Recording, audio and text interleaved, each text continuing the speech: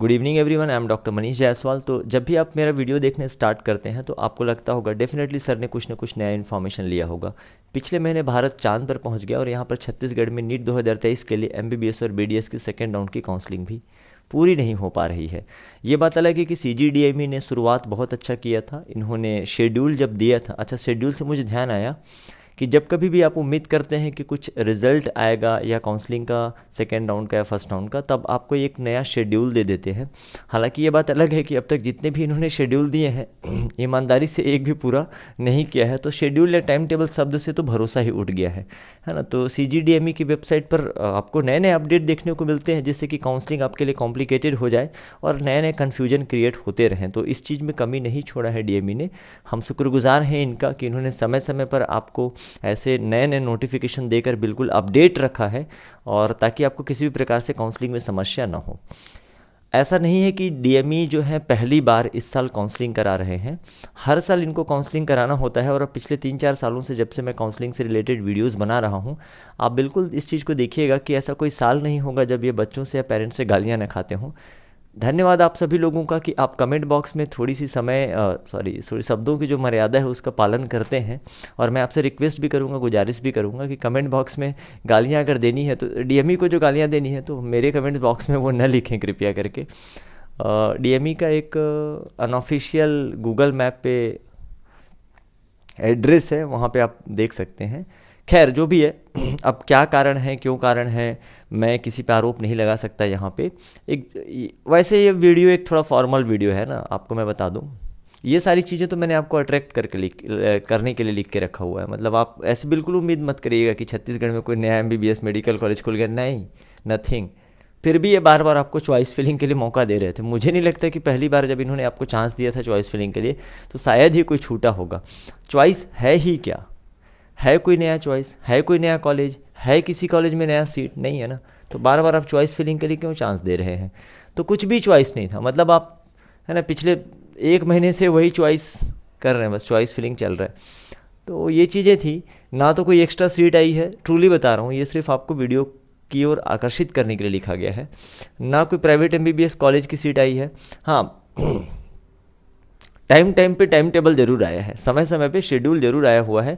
अभी भी इन्होंने एक लेटेस्ट शेड्यूल रिलीज़ किया हुआ है और उसके अकॉर्डिंग पूरी उम्मीदें हैं कि कुछ ना कुछ सीटें तो छत्तीसगढ़ में इस साल भी वेस्ट का सेटिंग हो जाता है, वेस्ट नहीं होंगी। मतलब जो डिजर्विंग कैंडिडेट हैं उनको नहीं मिलेगा, बाकी मिल जाएगा, जिसको मिलना है तो मिलेगा ही सीट। और शायद काउंसलिंग में लेट करने का एक उद्देश्य ये भी रहता है, छिपा हुआ जो हिडन पर्पज़ है, कि जो बच्चे अदर स्टेट से यहाँ पे पार्टिसिपेट कर रहे हैं तो वो इतने फ्रस्ट्रेट हो जाएंगे छत्तीसगढ़ के काउंसलिंग से कि वो कहीं ना कहीं दूसरे स्टेट में अच्छे मार्क्स होने के बावजूद दूसरे स्टेट के ख़राब कॉलेजेस में एडमिशन ले चुके होंगे या बॉन्डेड हो जाएंगे, तो यहाँ के काउंसलिंग में पार्टिसिपेट वो नहीं कर पाएंगे। मॉपअप राउंड या स्टे वैकेंसी राउंड, एक चीज़ ये।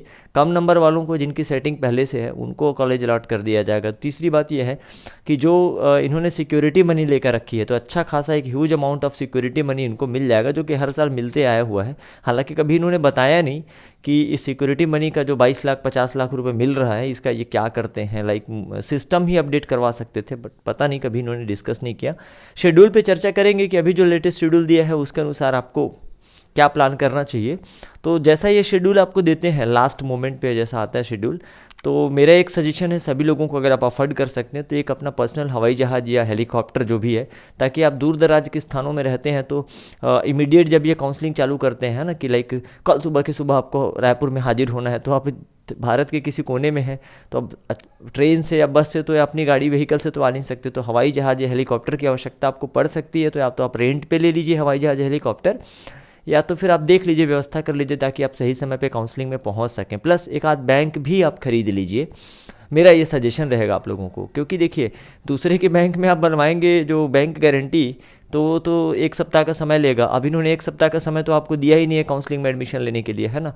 तो इसलिए बेहतर ये होगा कि सभी जितने भी पेरेंट्स हैं, सभी जो बच्चे जो एमबीबीएस करना चाहते हैं, है ना, और खास करके प्राइवेट मेडिकल कॉलेज में छत्तीसगढ़ के, तो उनको बैंक गारंटी जमा करनी होती है।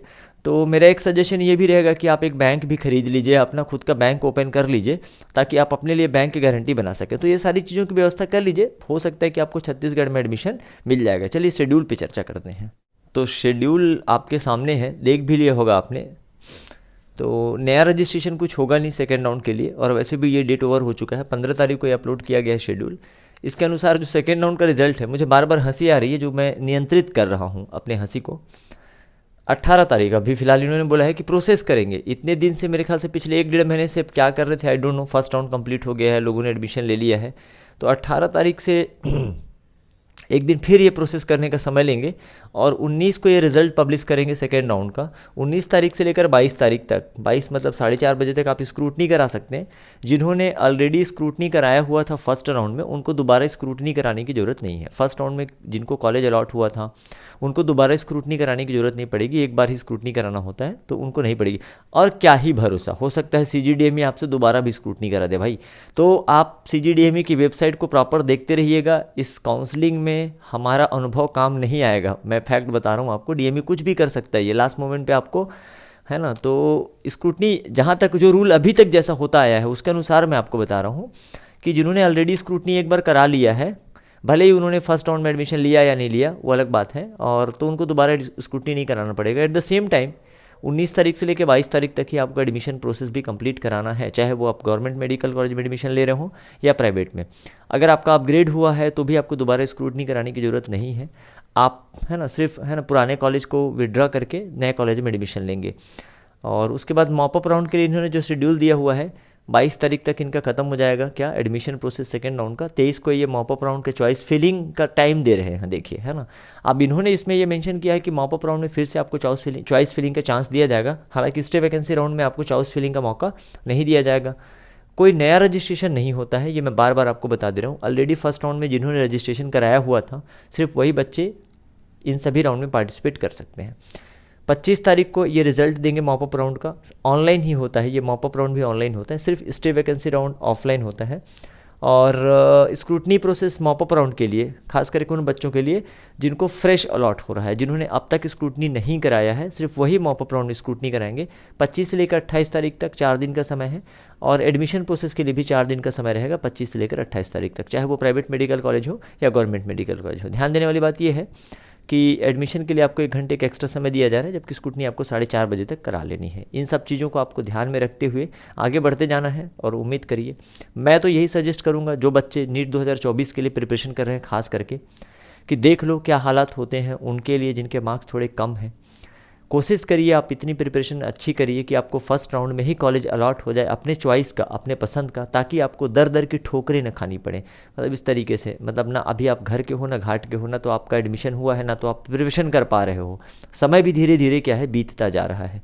मैं शुरुआत में ही कहता था कि आप तय कर लीजिए कि आप काउंसलिंग में पार्टिसिपेट करने वाले हैं या नीट 2024 की प्रिपरेशन करने वाले हैं। ये सितंबर को तो ले डूबेंगे पूरी तरह से, देखिए 30 सितंबर तक जाएगा आपका। तो इसके बाद स्टे वैकेंसी राउंड होगा जो कि ऑफलाइन होता है। फर्दर नोटिफिकेशन के लिए आपको मैं बार बार कहता हूँ कि CGDME की वेबसाइट को विजिट करते रहना चाहिए। फॉर दिस वीडियो मिलते हैं नेक्स्ट वीडियो में। Thank you very much.